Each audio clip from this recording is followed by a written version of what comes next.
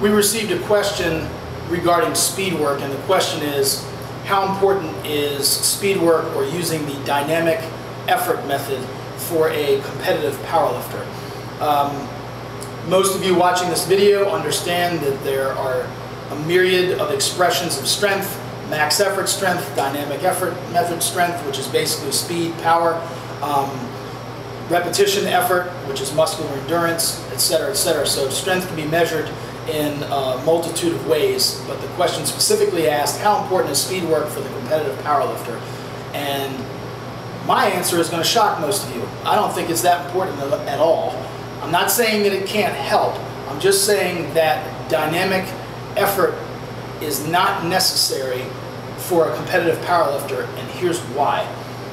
Have you ever seen a powerlifter walk out onto a platform and grind out a lift and make it look really slow? Of course you have. Just like you've seen powerlifters get out there and nail a lift and absolutely smoke it, and the bar speed's great.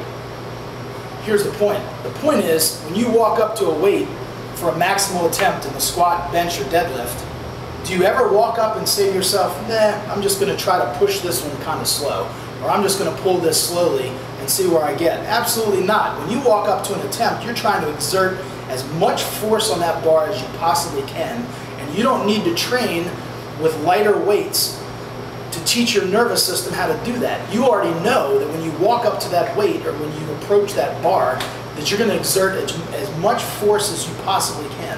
The dynamic effort method is very popular, training with percents between 40 and 65%, all about bar speed, doubles, triples, etc., singles in the deadlift, so on and so forth.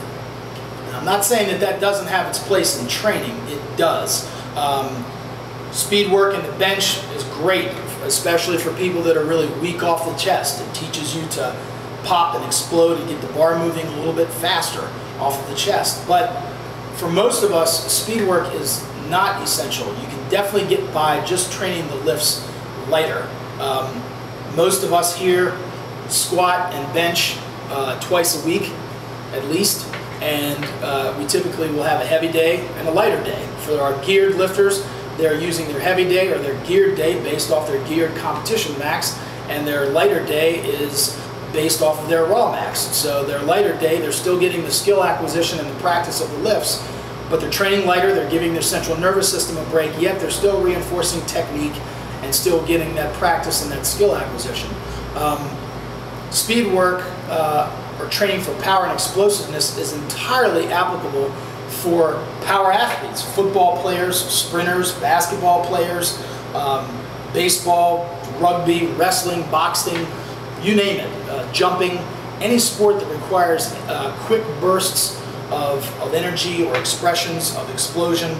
By all means, do the dynamic effort method and train for speed and power, but it is not necessary for powerlifters.